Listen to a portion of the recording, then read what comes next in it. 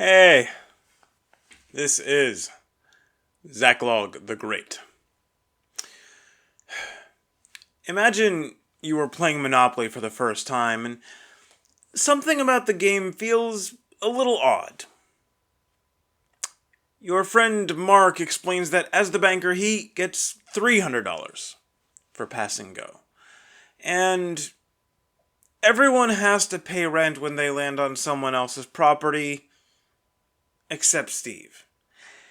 And all the money from the community chest cards goes to Phil. It all seems a little off, but this is the first time you've played the game. What do you have to compare it to? I mean, let's face it, no one actually reads the rules. You learn from friends.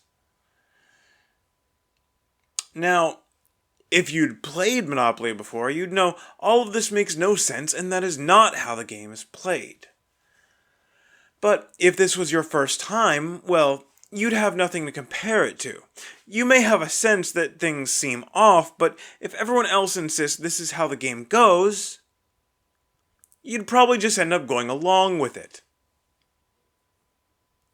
And what goes for board games, in this case, goes for whole societies as well. If you don't have anything else to compare it to, if you don't have a pre-existing standard, then you might not much like how things are running, but you won't really put up a fight. And this is why, in America and the West today, Christians are the real dissidents. We're the only ones who have played a different game and can say, no, this isn't how it's supposed to go. A lot of people have a vague sense that things are going wrong, but nothing to point to as to what it should be instead. But as Christians, we have millennia-long traditions of how people should act and how societies should run. Now, you might disagree with Christians as to how we should do things. But if you want a real alternative to what's happening in our society today, what other concrete example can you point to?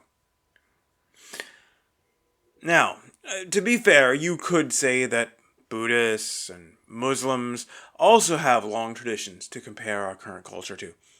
And you'd have a point. In the abstract, this is true. However, when you get down to practical matters, one of two factors make this either untrue or irrelevant. First, and most importantly, if these people want power in America and the West, it is convenient for them to ally with a system that is tearing down Christianity. Muslims in American politics love working with the Democrat Party. It gives them excellent opportunities to displace and disempower white Christians. So, for the moment, it's good strategy for them to play along with the current system, even if they disagree with it in part. Second, there just aren't that many of them, relatively speaking, so even if they were in resistance to the system, it wouldn't make a big difference. Leftists like to talk like they're rebels fighting the man. But the fact is, they have all the mainstream news channels, academia, multinational corporations, and the entrenched U.S. government bureaucracy on their side. That they somehow manage to characterize themselves as rebels is an astounding delusion. They are the man. Christians are the only ones today with an outside perspective who can really criticize the culture.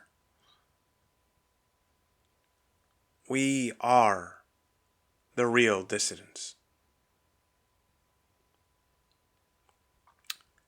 God be with you.